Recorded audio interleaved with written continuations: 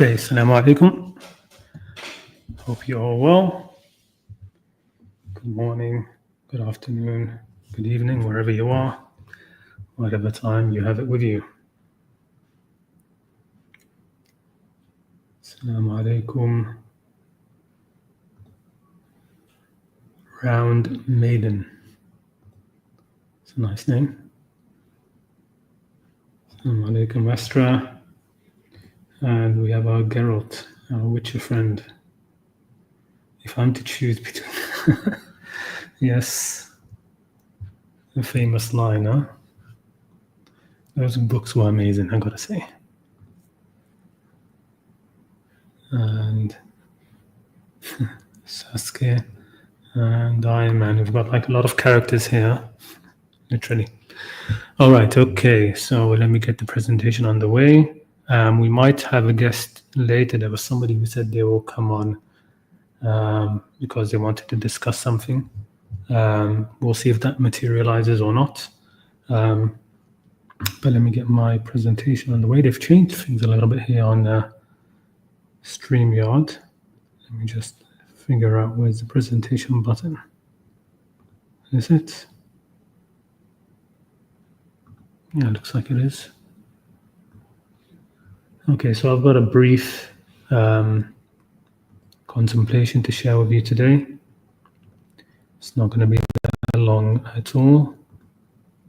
It was sort of prompted by some discussions I've been having on Twitter, but it's something that I wanted to do anyway. So I thought, why not now? Okay, so it's about excuse me. It's about this sort of mysterious people who appear in Surah Al-A'raf, Surah 7 of the Qur'an, and they are mentioned during the scene on Yawm al-Qiyamah, right? So during the judgment, while the judgment is going on, you've got these men who are upon this thing which is called Al-A'raf in the Quran, right? And that's what the surah is named after. The surah is actually named after them. Okay, so who are these people of the A'raf? I thought I'll give you something of a traditional overview for what I remember from it, from my days of long reading tafsir. I might have forgotten some of them. And then I'll tell you what my view is, and then we'll just go through some of the verses so you can see why I'm saying that. So the main view which most people ascribe to is that the people of the A'raf are people who have an equal number of good deeds and bad deeds on the Day of Judgment. So they'll be suspended until everybody else has gone to Jannah or Jahannam, right? They've gone to heaven or hell, and they'll be the last people to be judged, and then God will take them to paradise out of His mercy, and it's sort of like their punishment is to be the last people to go in, right? Because they have an equal number of bad deeds and good deeds, so they stay in this thing called Al-A'raf. The word A'raf itself, it can mean it can mean an elevated place, right? Something which is like a tell, like a little hill or something. Like if you were going to have in the field of battle, medieval times, the commanders would like to be on a little raised sort of hill or something, little raised outpost, so they can see the whole battle going on in front of them. Those are sort of like A'raf, and of course it's plural, so there's many A'raf, right? So the verse is talking about وَعَلَى الْأَعْرَافِ, so it's more than one, so just one thing. Okay, so that's the main view that most, if I remember, most of the tafsirs go by, or at least it's what most Muslims think, traditional Muslims say about Al-A'raf now, and most scholars. I don't know, to be honest, if it's the majority opinion in tafsirs. I've forgotten. So there's that. I remember there was also opinions where it's Muslims, specifically only Muslims, who have committed major sins. So Muslims who have committed major sins will be there, and then eventually they will be allowed into Jannah, will be forgiven and allowed into Jannah, which is at odds with the idea that people who have major sins, even Muslims who have major sins, they will actually go into hell be punished there, and then admitted into Jannah, which is the traditional view. There was also a view which it's Muslims, again only Muslims, who have committed small sins and were not forgiven, by the trials and tribulations of this world, diseases, hardships in this world. These things are supposed to help you have the small sins forgiven, they say. There's one opinion, I remember this, that it's actually the children of zina. I have no idea why, right? Because it never even made sense at the time, so I can't remember the reasoning. But it's supposed to be that it's children of zina. So don't shoot the messenger. They're saying, if you're the illegitimate child of zina, you have to be in al-Ahraf, right? So there's that. There's also the opinion, there's actually a positive opinion that these are righteous people and scholars or martyrs, or martyrs, or even jihad fighters who went to fight in jihad, but they did so without the permission of their parents, because this exists in sort of like the traditional corpus, where a person would want to go out and fight in jihad, and the Prophet would ask something along the lines of, "Has your mother allowed it?" And they'd say no. She's actually crying that I'm leaving. And the Prophet said, "You're not allowed to go about your mother's permission." That sort of thing. So there's a bunch of other opinions about this as well. So the first, like I said, is the most prevalent opinion, the very first opinion, that these are people who have equal number of good and bad deeds. And so there's kind of like in limbo, waiting. And so they're also fearful of going to hell, and they are hopeful of going to Jannah, but they're sort of like in the middle there. But all agree that they will ultimately enter Jannah, right? After everybody else is judged. So in all of these views, a key thing to note, in all of these views, they must obviously include both men and women. Okay, so that in and of itself is an inconsistency with the Qur'an, right? With respect to all of these views, because the Qur'an specifically says these are men, right? And of course, I'm going with I know there are some people out there who will say men doesn't mean men in the Qur'an, that it means, I don't know, forerunners or something else. But I'm going over it, men actually just means men, right?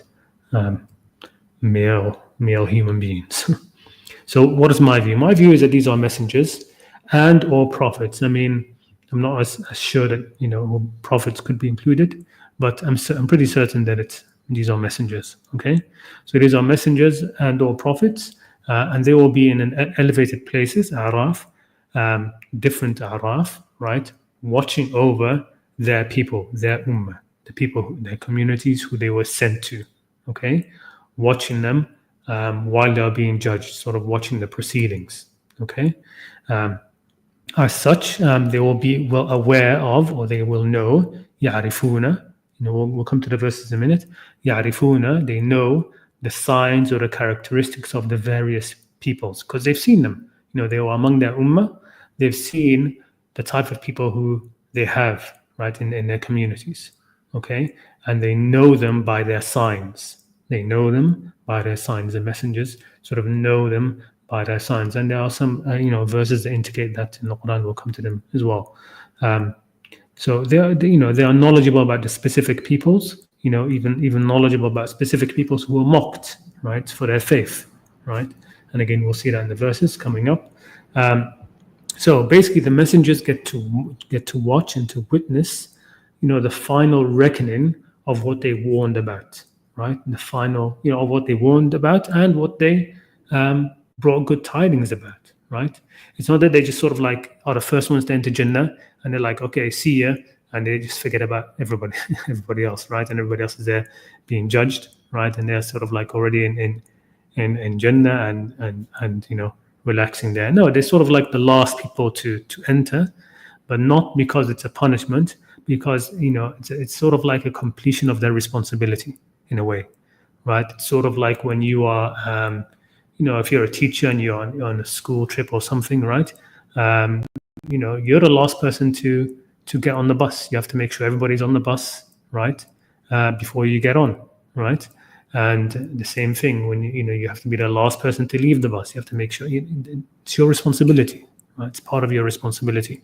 So in that sort of way, the messengers were sort of like, they were sent to these peoples, and so they're going to be witnesses over them. And again, we have verses about the messengers are going to be witnesses on the day of judgment against their people, right? So, being on the Araf is a very good position from which to witness it, right? Like I said, just like a general would be on his little sort of like raised hill place in order to be able to witness and view the battle, right? And of course, they can also be called upon to bear witness, right, against those people whom they saw and lived with, etc. Okay, so the messengers and the prophets will also be witnesses here when called upon. So an example of that, I think, maybe is in Surah, at the end of Surah 5, Al-Ma'idah, where Jesus is questioned, right?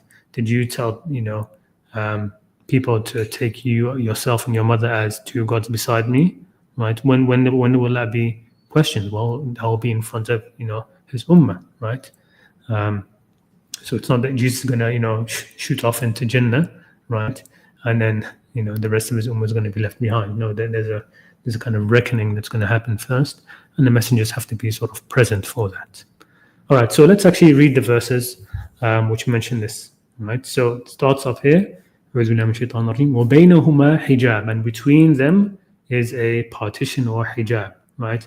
Them, between them two, بَيْنَهُمَا, it's in the dual, means the people of Jannah and Hell, which is mentioned in the previous verses. I didn't put them in. You can go and read them yourself later if you want. Okay, so it says بَيْنَهُمَا hijab, between the people of heaven, people of hell, there will be a partition, right? And then it says, and between them and وَعَلَى الْأَعْرَافِ, and upon the A'raf, upon the elevations, are men who recognize all by their mark, all by their marks or by their signs. So it says here, وَعَلَى الْأَعْرَافِ رِجَالٌ, so men, يَعْرِفُونَ كُلًّا, they know all of them, everybody, sort of, they know them all, بِسِيمَاهُمْ. So pay attention to this word, بِسِيمَاهُمْ, by their marks, by their signs, by their sort of characteristics. Okay, يعرفونهم بسيماهم. Okay. ونادوا أصحاب الجنة أن سلام عليكم لم يدخلوها وهم يطمعون. And they will call out to the companions of the Jannah, and salamun alaykum, peace be upon you, lam yadkhuluha wa hum yatma'un. Now, it says here, they have not entered it, even though they are longing to, they want to, right? Now, who is they who have not entered it? Now, it seems to be that it's the people of the Araf, the elevations. So there are some people who have already entered Jannah, it seems, right? Because it says, and they will call out to the people of Jannah. Okay, the people of Jannah are not going to be the people who haven't entered it yet, right? So they call out to the people of Jannah, peace be upon you. And then the last phrase here is lam yadkhuluha, they themselves, the people on the Araf, have not entered it. وَهُمْ يَطْمَعُونَ, even though they are desirous of it, they want to, right? وَإِذَا صُرِّفَتْ أَبْصَارُهُمْ تِلْقَاءَ أَصْحَابِ النَّارِ, and when their eyes, their vision is turned to in the direction of the people of the fire, قَالُوا رَبُّنَا لَا تَجْعَلْنَا مَعَ الْقَوْمِ الظَّالِمِينَ. They say, our Lord, do not place us with the wrongdoing people, right? So from this part here, you can kind of see why the traditional argument or idea comes about, right? That these are sort of people who could end up in Jannah and could end up in hellfire, right? Because it seems here that they have not entered it, even though they want to, right? While the people of Jannah have already entered. So why are they not there yet? And it seems from the second part that they are, praying, oh God, do not make us from the, to be among the Zalimeen. So it kind of okay, there's a danger of them being among them, right? And I think that's it's a bit, you could say, yeah, you could sort of read it in that kind of way. But, this can be just a pious prayer. Messengers have always prayed that. All over the Quran, you find that, right? رَبَّنَا لَا تَجْعَلْنَا مَعَ الْقَوْمِ الظَّالِمِينَ. All of the messengers have prayed that, right? Don't make us among the people who are zalimeen. And also there's a bit of worry in themselves, even the messengers, that they've actually done a good job, right? Because they had a higher responsibility, right? So the people of their community who go into hellfire, they might think, okay, am I going to be judged a bit based on that, right? Because in the end, that's what happened. Continuing on verse, وَنَادَى أَصْحَابَ الْعَرَافِ رِجَالًا يَعْرِفُونَهُم بِسِيمَاهُم, right? And the people of the Araf will call out to men whom they know by their signs, right? They will call out to people, to men who they know by their signs. قالوا ما أغنى عنكم جمعكم وما كنتم تستكبرون. And they will say to these people, of no avail to you was your gathering, of all your jam'ukum doesn't have to be gathering. It could be your gathering of wealth, and it could also mean your big jam', your big community, right? Your big coalition of people who supported you. ما أغنى عنكم جمعكم وما كنتم تستكبرون, and that you were arrogant. And then they say, أهؤلاء الذين أقسمتم لا ينالهم الله برحمة. Are these people over there? So these seem to be people who are about to be judged. Yeah, are these people whom you swore that Allah would not, grant them mercy? And then they will say, now talking to those people, enter Jannah, no fear upon you,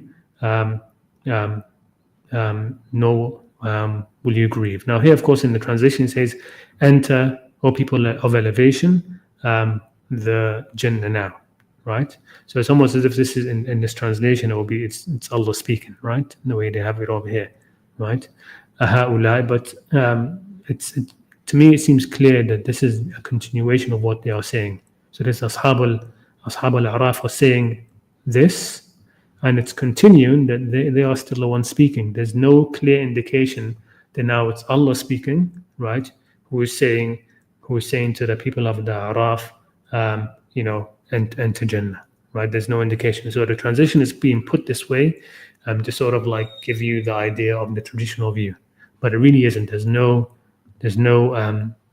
clear change in who is the speaker, right? It seems to be the same speaker here and here in both verses, right? So this to me is the people of Araf still speaking, and they're speaking about others, right? So you can see here that there seems to be three sort of groups.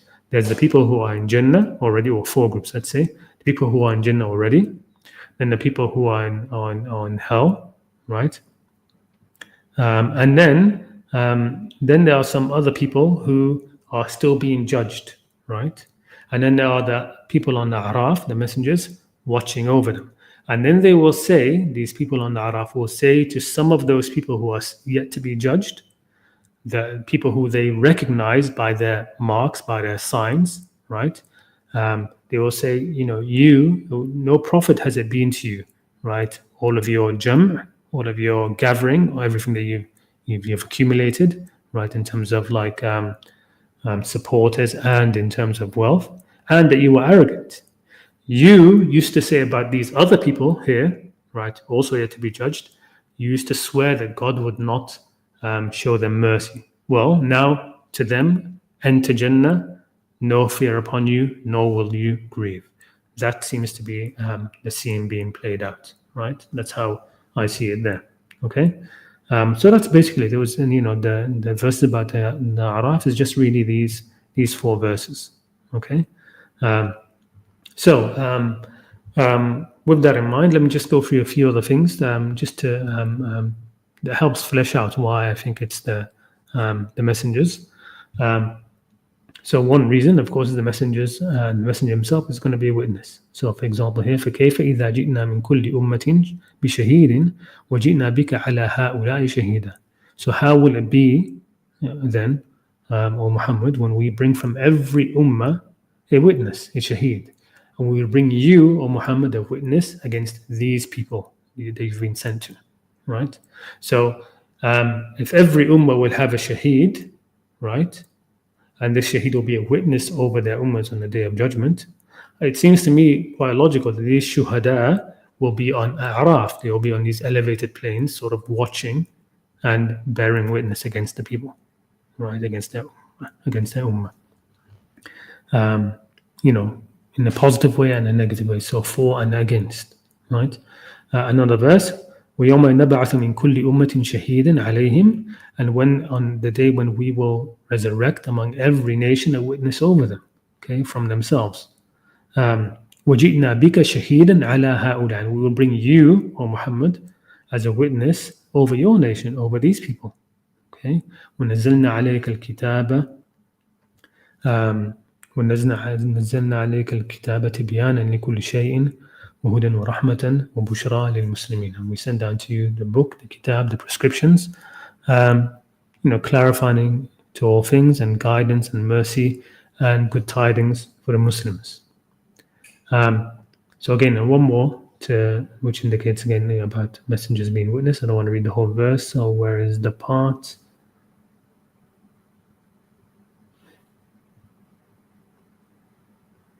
So it's this part, right? So, this is the millah of your father Ibrahim. He's the one who named you Muslims before and in here, so that the messenger can be a witness again upon you, and you can be witnesses against mankind. Now, this one is more about this world rather than the next world, right? Like these other verses here are talking about, on the day of judgment, right? We will bring you, O Muhammad, as a witness. Whereas here, it's sort of like that we are going to be a middle nation bearing witness. The messenger will be a witness against his ummah, the ones whom he saw. And then we, as his ummah afterwards, are supposed to be a shuhada. We're supposed to be witnesses for the truth for the rest of mankind. We're supposed to testify to the truth for the rest of mankind, right, in this world. So a key point in the verses of Al-A'raf is where it says يعرفونهم بسيماهم. These people on the Araf will know some people on Day of Judgment by their simahum, by their marks, right? And this is something which is mentioned about the messenger, right? So here's one of those verses: للفقراء الذين أحصروا في سبيل الله لا يستطيعون ضربا في الأرض يحسبهم الجاهل أغنياء من التعفف. So charity is for the poor who have been restricted for the cause of Allah, unable to move about in the land. An ignorant person would think them self-sufficient because of their restraint. But you, O Muhammad, it's in the singular here, تعرفهم بسيماهم. You will know them by their signs. You will know them by their characteristics, such like as they will not ask people for anything. Okay, so here's been mentioned that the messenger will know certain people by their simahum, by their characteristics. And again over here, this is in Surah Muhammad, talking about sort of like the hypocrites. وَلَوْ نَشَاءُ لَأَرَيْنَاكَهُمْ فَلَعَرَفْتَهُم بِسِيمَاهُم. And if we want, we could show them to you, right? And you would know them by their marks. You would know them by their simahum. Again, this word simahum. Okay? And you will certainly know them by the way they speak, by their sort of like tone of speech, or mincing of words, etc. Okay, Wallahu ya'lamu a'malakum, and God knows your deeds. So here it's telling us that there's the messengers can recognize the sima of the people in their ummah. Okay, and it's also mentioned on the Day of Judgment. Just for put this over here, this seems to be for the angels, right? So the criminals will be known by their marks, and they will be seized by the forelocks and the feet. Okay, who will be knowing them by their marks? The angels, yes, that's definitely the primary possibility, and it could also be the messengers, right? The messengers will recognize the mujrimeen by their sima, right? Recognize the mujrimeen by the sima, and so having borne witness against these mujrimeen, they will be grabbed by the forelocks and the feet. Right, so these are of course likely angels who will identify the mujrimeen by their mark signs, not the messengers. Right, could be the messengers, but I went with that when I wrote this. But this could show that this is a more unique kind of knowledge. This being able to see the sima of people, being able to identify people by their sima, is a more of a unique knowledge. Right, not something that just anyone would know, and certainly not those who have an equal mix of good and bad and are sort of like waiting not knowing if they're going to be in Jannah or going to be in hellfire. That doesn't seem to quite make sense. And again, note the word here being used as yu'raf, right? Which is another reason why the people on Al-A'raf are called those of Al-A'raf. Al-A'raf also means when you know, right? So al-ma'ruf is what's known, right? So the root word also has, you get from the root word. From the root word, you also get the word to know or to have knowledge, have gnosis, ma'rifah, right? So the people on the Araf, right, by association of that word, it means these are people who have intimate knowledge, right, of those who, of the types of people who enter Jannah and the types of people who enter hellfire. And again, that doesn't seem to correlate with any of those groups who are in the traditional idea of this. So people who have equal good and bad, Muslims who have committed major sins, Muslims who have committed minor sins, children of zina, right? The righteous people and scholars and martyrs, people who did jihad without their parents' permission. These sort of things don't seem to correlate very well with people on Al-A'raf. If you take just the word, what A'raf means, in its dual capacity, right? So it means, of course, people of the elevations, but also the root comes from knowing, right? يعرفونهم بسيماهم. They know them by their sima. Here we have Al-A'raf, and here they know them by their marks. Okay? So there's that. What was the last thing I wanted? Okay, lastly, of course, just to reiterate, the messengers are all men, right? So the people on Al-A'raf are all men, right? So when and we see this from other verses, وَمَا أَرْسَلْنَا قَبْلَكَ إِلَّا رِجَالًا نُوحِي إِلَيْهِمْ. And we did not send before you, Muhammad, except men to whom we revealed, right? So it correlates much more that that these are men, that these are messengers. And again, this verse, وَمَا أَرْسَلْنَا مِنْ قَبْلِكَ إِلَّا رِجَالًا نُوحِي إِلَيْهِمْ. We did not send before you except men to whom we revealed our message. Okay, and that's the end of this short presentation on a little bit of a contemplation. Okay, let's round that up. Thank you so much. I don't have anybody backstage. Again, remember, please, the link is pinned. I think I pinned it. Didn't I pin it? Yes, I pinned it.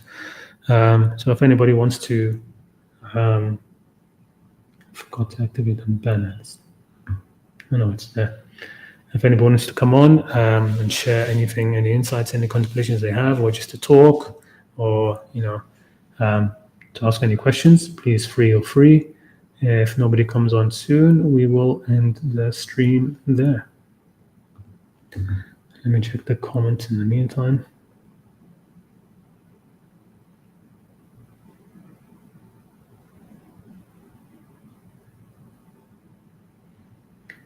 Good afternoon. Hi, man, of course. Assalamu alaikum. Ali, assalamu alaikum. Hope you're well. Yo, brother, I want to know God's distinction between forbidden evil and also not bearing the burden of other people. I didn't quite understand. Now, what do you mean the distinction? The distinction between forbidding evil and also not bearing the burden of other people. I'm not sure what that means. I'll come back to you in a minute because I do have somebody on backstage. Assalamu alaikum. Let me just check on Strawberry.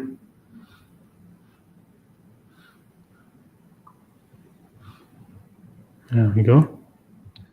Hello, Assalamu can you hear alaikum. me? Yeah, wa alaikum assalam. Yes, I can. I wanted to ask Alaikum more assalam. about simahum. Yeah. So, what marks exactly, and on whom will they see that? I'm not sure because it seems to be something more unique, right? It seems to be something that it's for the messengers, right? that they are able to sort of like have a bit of insight into these people. The impression I get, and this is just more like speculation, is have you ever heard of this? What's it called? I forget actually. It's got some weird Japanese name or something, Fushini or something, where it's a theory that people's actions and how they behave and how they act eventually shows in their face, right? Have you heard of that? So how for example, if you watch like a cartoon for kids, you can always tell who the evil person is because they look evil, right? They look evil. Even if they look attractive, they still look evil, right?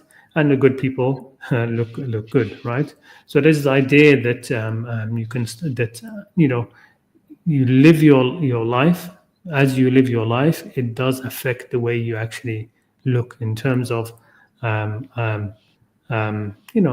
would call it, a light in the face, or just a bit, to be able to see somebody and see from their face that that's a good person, right? Or not, Okay. right? Without being tricked by it, right? So, so that's why I think it seems to be something more, maybe a more unique thing for the messengers, because it does say, if we wanted, um, we could have let you know them by their email. We could, this would have been something more like along the lines of divine knowledge, right? So if we go to that verse, where is it? When it comes to the So hypocrites, was the probably in prophet? this Sorry, go ahead. so probably in this world they didn't have the Sima home knowledge, but maybe they will have it in the afterlife, right? Yeah. So some of the, I mean, we don't know because it says here, lo shitna, if we wanted to. So we don't know if this eventually happened or not, right? So it says, وَلَوْ شِئْنَا لَأَرَيْنَاكَهُمْ فَلَعَرَفْتَهُم بِسِيمَاهُمْ. If we want, or when we want even, we could make it known to you, right? La Reina, we would make you be able to see them. And that's the thing. So that's why there's another reason why I think of that, because it says La Reina, we would let you see them. And so you'll be able to know them by their marks, by somebody you can actually see in them, right? You'll be able to have an insight into somebody's character, sort of, let's say, or state, just by being able to look at them, right? And to be honest, I think there are even people now who are able to sort of do this, right? They're able to sort of, I mean, even most of us, just in our general lives, sometimes we look at somebody and we just feel like, okay, this, from their face, they seem like a nice, kind person, right? But this is of course on a different level, I think, right? If God had wanted, He could have made the messengers be able to know them by their sima, and so that seems like it will be something they will definitely be given on the day of judgment. The people on Araf definitely will.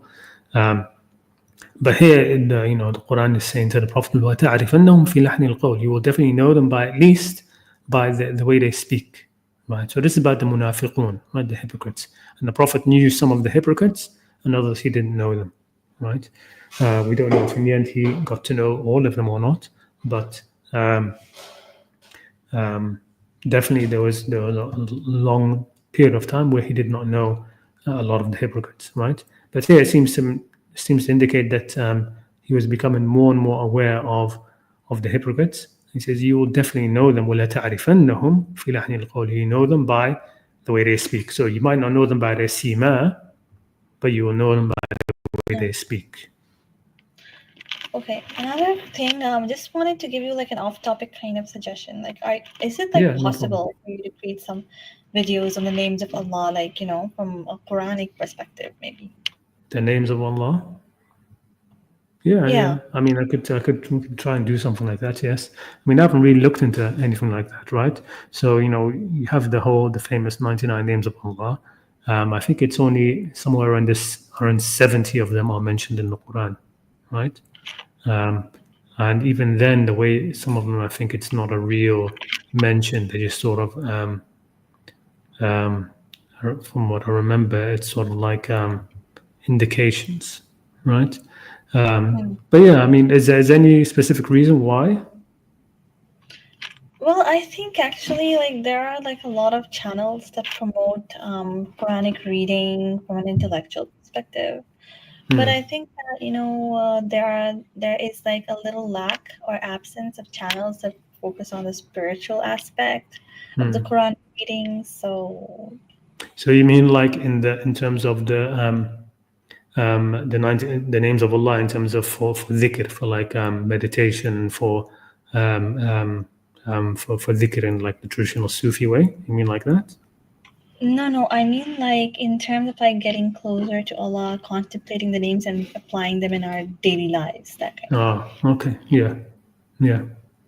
Yeah. I mean, yes, definitely we could. I mean, I've never actually done something where I've tried to like look into one of the names of Allah specifically, apart from Rahman, right? So Rahman, that we it's usually translated as the All Merciful, but it seems to actually mean the Almighty, right? So it doesn't actually mean that, even though the word seems to be derived from Rahma, right?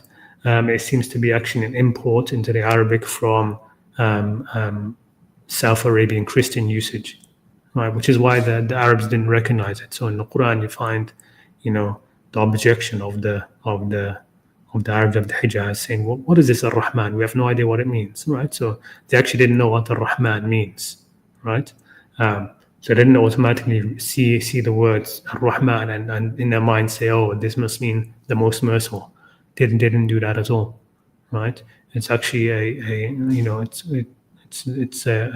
it was used by the South Arabian Christians mostly, which is why I think it turns up in a lot of the in some of the surahs which talk about Christian themes, but about Isa and Maryam. In Surah Maryam, Ar-Rahman comes up a lot, right? But other surahs, well, I mean, if you read Surah Ar-Rahman, right, the surah is called Surah Ar-Rahman.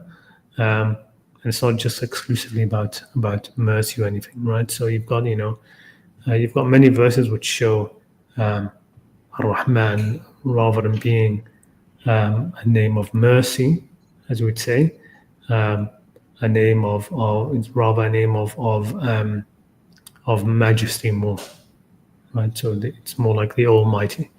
But other than that, I haven't looked at anything else. I mean, I remember one time seeing some research about the idea of I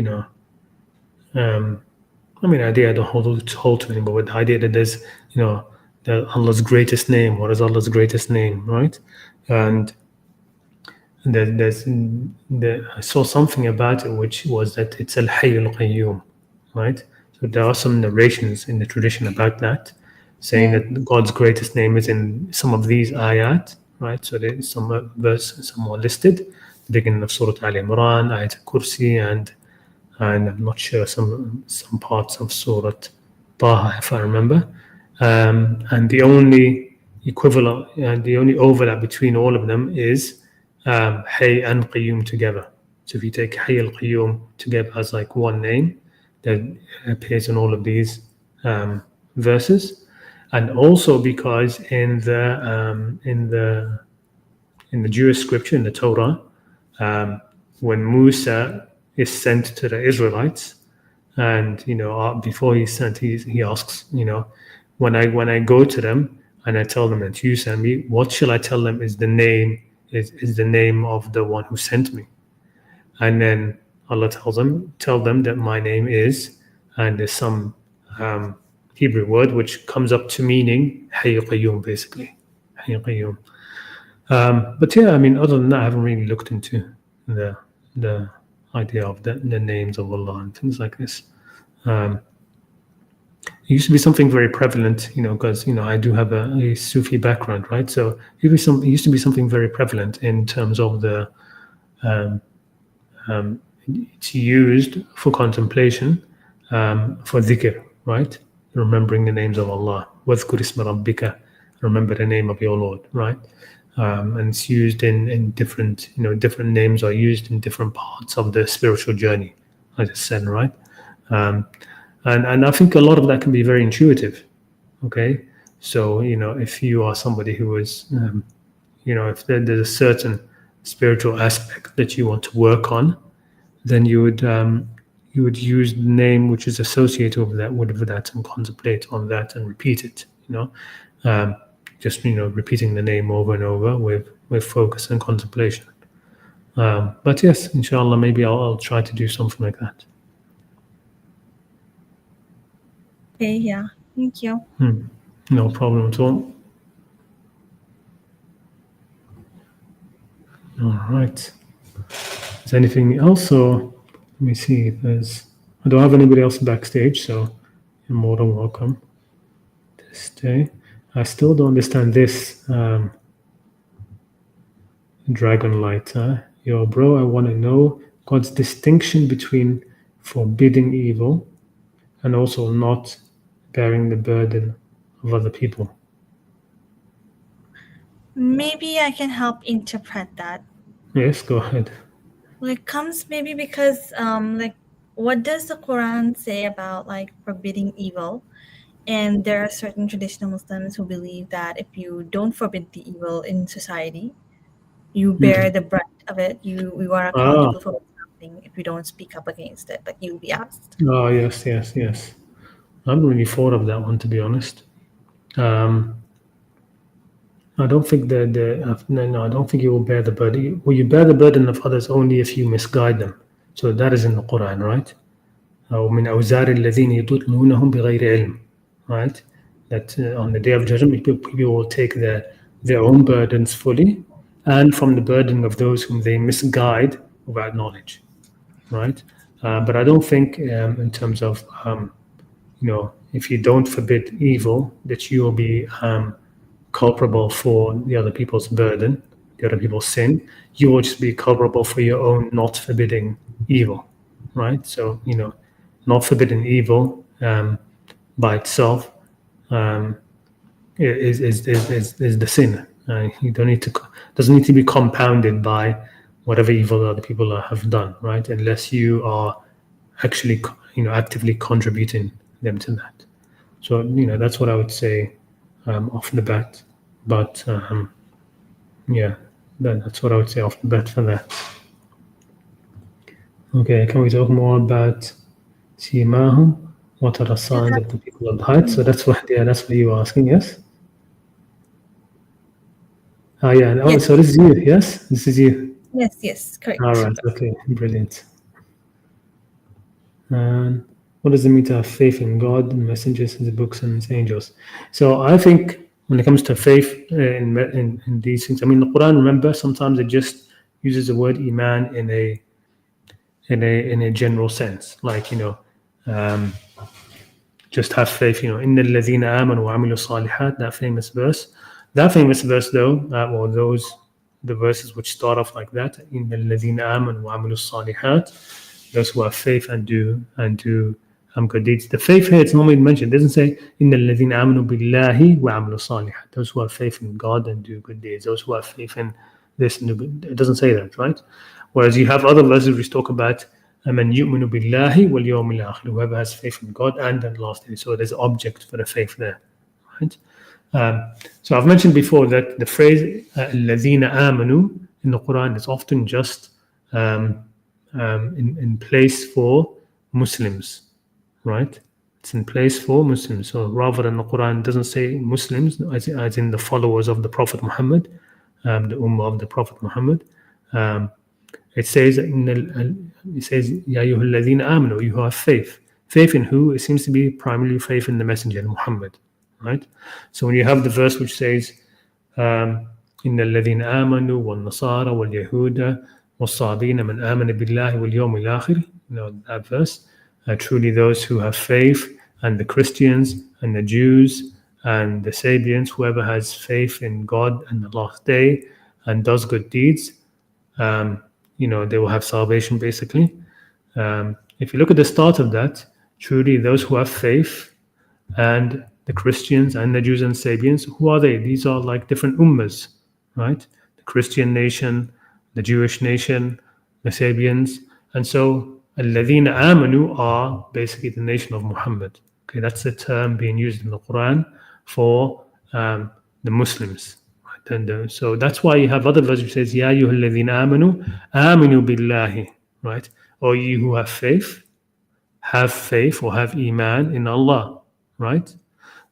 What does that mean? Well, it means that, oh, you who are following Muhammad, who trust him, right, who have faith in Muhammad, who are following him, have faith in Allah, right? Have faith in Allah.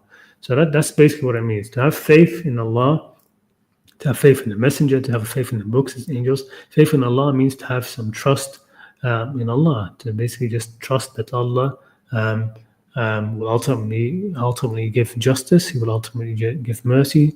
That His guidance is not incomplete, right?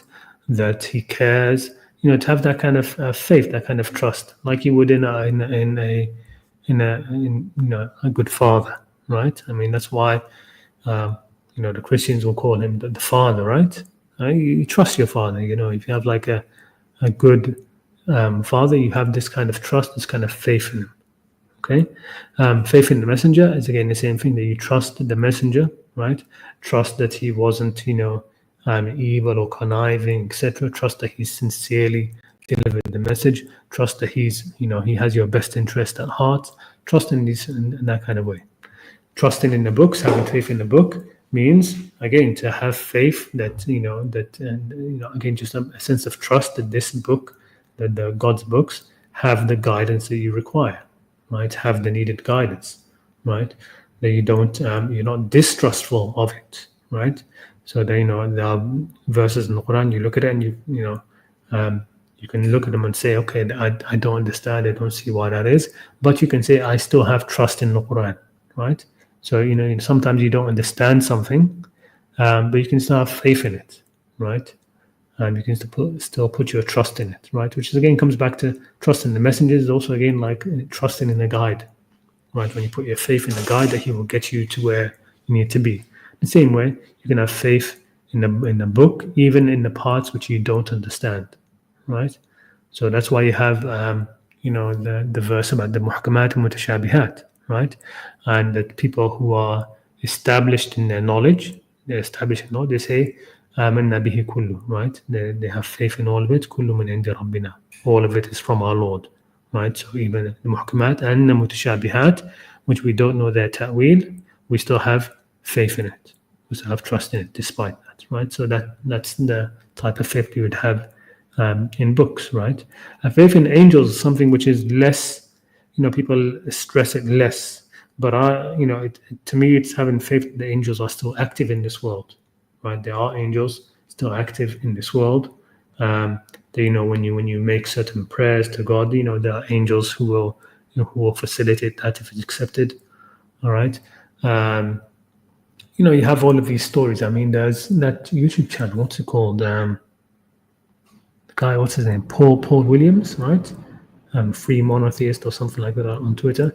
That white guy who goes blogging theology. That's it, right? That YouTube channel, blogging theology.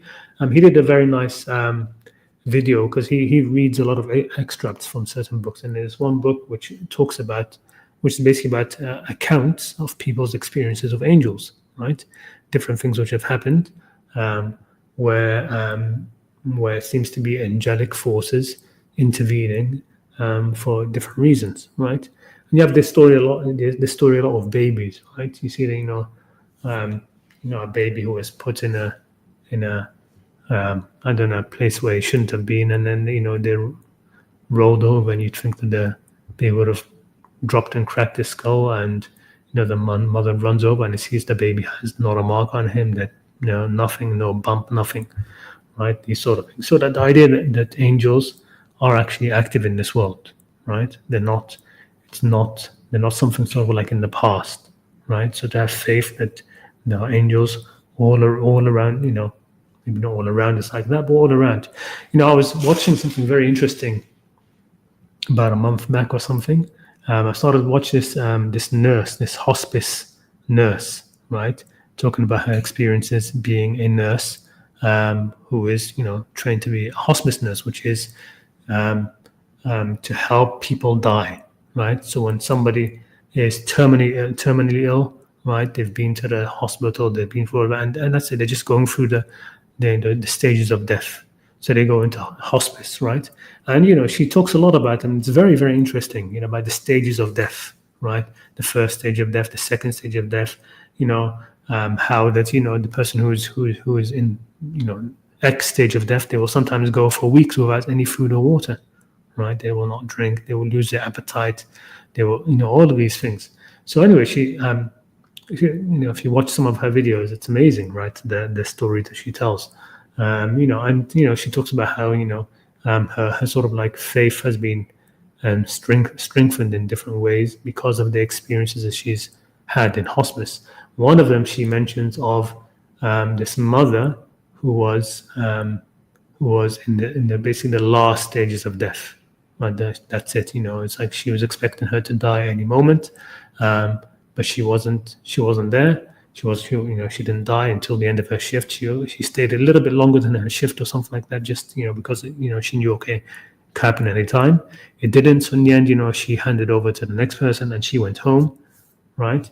And then the next day, this woman was up and about, and she told, the nurse had told the family who was there, her daughter, the woman's daughters, to just prepare, and when she passes on, do this, do that, call me if you need to. But the next day, this woman was up and fine, moving around, and making pancakes for everybody, and she ended up dying eventually, but she lived for quite a bit longer. And the hospice nurse, she says that she remembers very clearly before leaving her, having this sense of an angelic presence behind the woman that felt solid. This was her description. It was solid, almost like a granite statue, right? It was like just this presence, like a solid granite statue kind of thing, and its focus was completely on her, on the dying woman. And that helped, that made her sort of like believe in angels, right? There's this other woman, this Irish woman, this pretty famous, not famous, but this Irish woman who's from a young age, she says she's been able to see angels, right? And she has a lot of she has some books about that, and she's been interviewed on television and things, and she talks all the time about everybody has guardian angels, and she's never met a person who she couldn't see the angels around them, etc. That sort of thing. So the point is that I think that this idea of Iman and the angels is something we need to take a bit more seriously. It's not very well studied, so to speak. People don't talk about it a lot. We talk about Iman in, God, the last day, the books, but not much about Iman and angels, right? Even Hassan Farhan Malik, I don't know if I mentioned this story before, but Hassan Farhan Malik mentioned to us once about somebody that he knew who wanted to leave Islam, basically wanted to become a mulhid, right? And this is, of course, in Saudi Arabia, there's a lot of people who are sort of like leaving Islam because of the way it's portrayed over there. And this person, he says the only thing which is preventing me from just becoming an atheist and saying forget all of this is an experience which happened to him when he was younger, and said, look, this happened to me. I just can't deny it. Which was that once he was playing football, in Saudi, the way you do, and the football went out into the road, and he ran out into it without looking, and a car came speeding. A car was there, and it almost hit him. But he said, I clearly felt a hand, like a physical hand, grab me by the back of my shirt and yank me back, right? And then he turns around, and there's nobody there. There's nobody for 100 meters around. There's literally no chance it could have been anybody. And he said, this is something which happened to me, and just because of this, I can't, I can't become an atheist. It's something I know is real. Okay, so I'd encourage everybody to look into it, right? Look into this, stories of people who are, encounters of angels. I forget what that book is that was read on Blogging Theology, but it's very interesting. If you can look up that video on his channel, and he's just reading extracts from that book. Okay, so that's what I would say to that. Hey, assalamu alaikum. Brother Zen, hope you're well. Okay, I was expecting somebody to come on. Somebody wanted to discuss something, but it doesn't look like they were able to make it. So I think we'll call it a night there, right? Just under an hour. That's fine. I don't have anybody else backstage. So let's leave it there. Unless there's something else you have. Strawberry? No, I'm No? good. All right. Okay, brilliant. Okay, thank you so much for coming on. And Jazakumullah khair for tuning in. Assalamu alaikum wa rahmatullahi ta'ala wa barakatuh.